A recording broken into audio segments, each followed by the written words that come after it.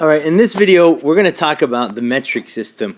And because we're in America, we are unfamiliar or maybe not used to the metric system compared to the rest of the world. In China, everything's metric. It's kilometers, it's grams, it's kilograms. They don't have pounds.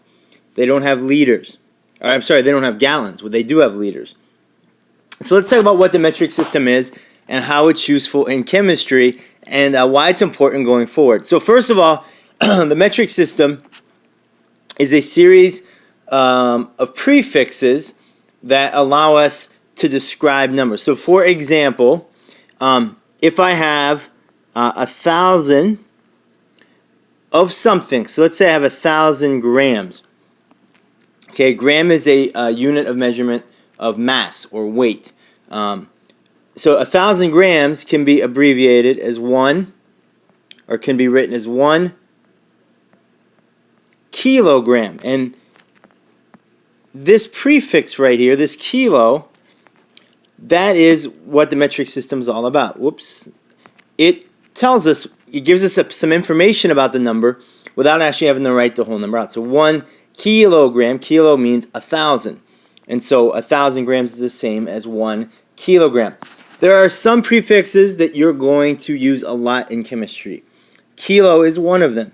So I'm going to teach you a saying that will help you hopefully remember most of the prefixes and learn how they're related to each other. So the saying is this, and it is, I'm going to, let's see, I'll write it like this.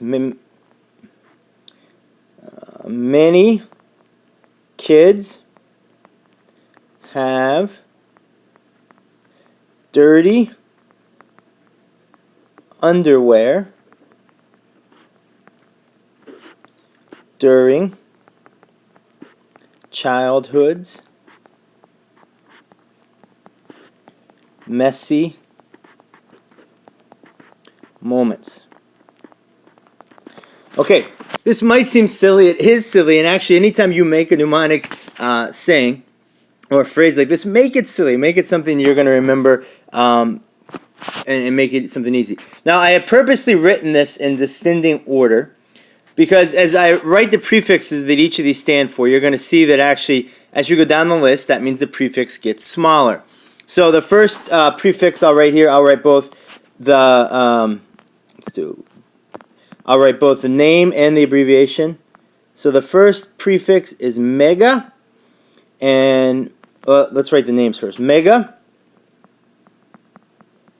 kilo, hecto,